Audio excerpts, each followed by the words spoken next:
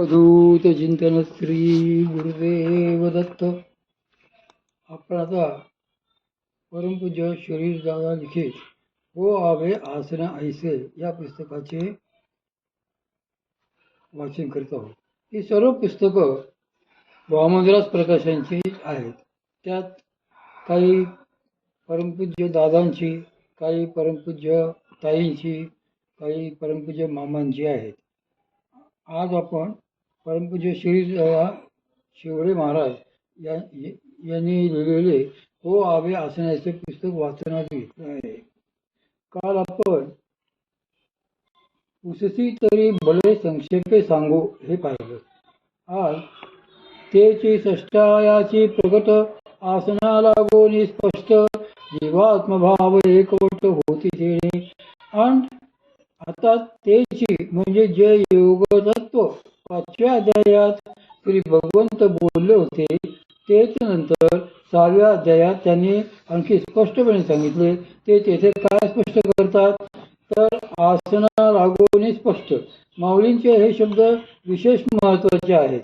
त्यांनी जो अभ्यासयोग 6व्या अध्यायात स्पष्ट केला म्हणतात तो आसना लागून म्हणजे आसनापासूनच स्पष्ट केलेला आहे. आता आपल्याला असा एक प्रश्न पडेल की माऊली तो अभ्यास योग सांगतात तो आहे तरी कसा, तर तो अभ्यासाची आपण ते करी असाच आहे. खरे म्हणजे अभ्यासाची सुरुवात कशी होते, कोठून होते याचे वर्णन माऊलींनी पुढच्या श्लोकाच्या टीकेमध्ये केलेलं आहे. ते म्हणतात, मग तेचा आपण एकाग्र अंतःकरण करून सद्गुरु स्मरण अनुभवी. यात अभ्यास योगाची सुरुवात आहे तीच अनुभवापासूनच झालेली आहे. या अशाच विलक्षण पद्धतीचा हा अभ्यास आहे असे ते म्हणतात. त्याचे वैशिष्ट्यच असे आहे की साधकाने फक्त आसनावर बसायचे असते आणि मग तेथे बसून सद्गुरु स्मरण करून एकाग्र अंतःकरण अनुभवायचे असते.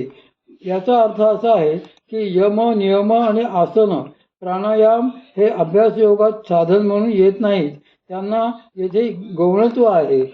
पातंजल योगाचा, अष्टांग योगाचा जो क्रम सांगितला आहे, यम, नियम, आसन, प्राणायाम, प्रत्याहार, धारणा, ध्यान, समाधी, त्यातील पहिली 4 अंगे अभ्यास योगात आधी पूर्ण व्हायला हवी हे गृहीतच धरलेले नाही. येथे सुरुवात जी होते तीच एकाग्र अंतःकरण अनुभवण्यापासून. याचाच अर्थ अभ्यासाची सुरुवात ही प्रत्याहारापासून झाली. आधीचे यम, नियम, आसन आणि प्राणायाम असे काही यात करायचे नसते. माऊली या अभ्यास योगाबद्दल, ज्या महायोगाबद्दल बोलतात, ज्या कृपायोगाबद्दल बोलतात तो खरा चतुरंग योग आहे. तो प्रत्याहार, धारणा, ध्यान आणि समाधी या 4 उत्तर अंगाचाच आहे. पातंजल योगाची जी 4 पूर्वांगी आहेत, यम, नियम, आसन आणि प्राणायाम, ती त्या अभ्यास योगाला आवश्यकच आहेत असे नाही. पण या अंगांचे जर पालन केले तर ते मात्र अभ्यास योगाला उपकारक ठरते, मदतीचे ठरते. आणि म्हणून येथे माऊली मुद्दामच म्हणतात, आसना लागून स्पष्ट. आसनाची गूढ व्याख्या. आसन तर प्रत्याहाराच्या आधीची पायरी आहे.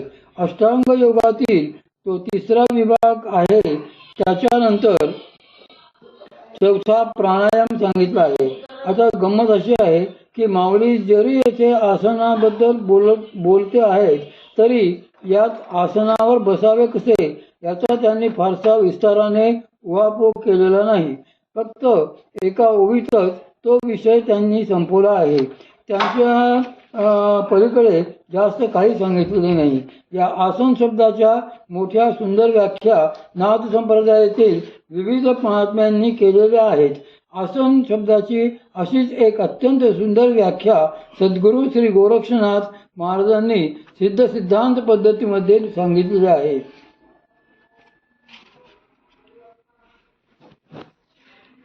सिद्ध सिद्धांत पद्धतीत आसनम इति स्वस्वरूपे सपन्नता. आसन म्हणजे स्वरूपात स्थिर राहणे होय. शिवाय आसनाला बसताना सावधानेन स्थातव्यम इत्यासन लक्षणम, म्हणजे आसनाला सावधानेच बसायला हवे असेही ते म्हणतात. ज्यांचे आसन जनामध्ये विचरण करीत असतानाही स्थिर राहते त्याला सद्गुरू श्री गोरक्षनाथ महाराज अवधूत म्हणतात.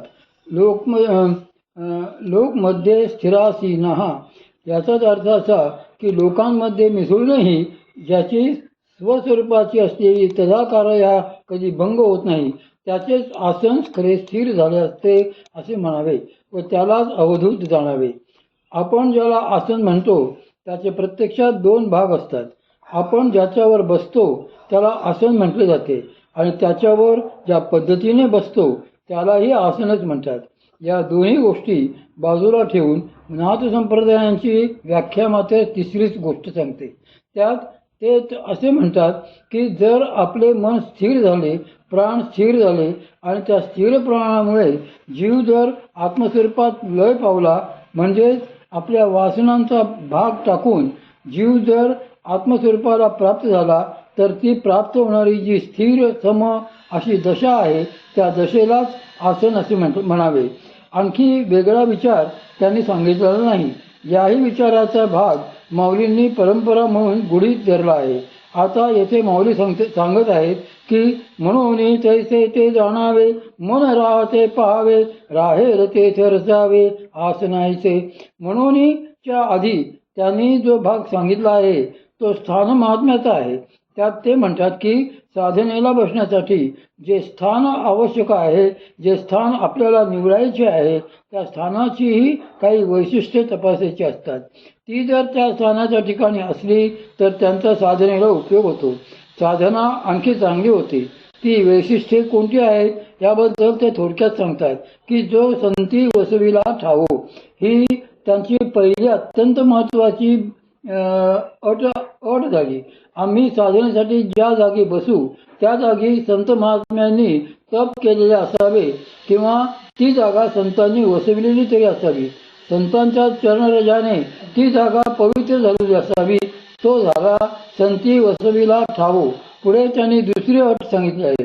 जे येणे माने बलवंत आणि तैसेचे अति चोखट, जे स्थान प्रगट डोळा दिसे.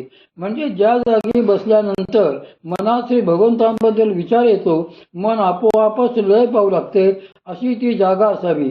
अशी जागा मुख्यत्वे दोनच ठिकाणी असू शकते. ती ठिकाणे म्हणजे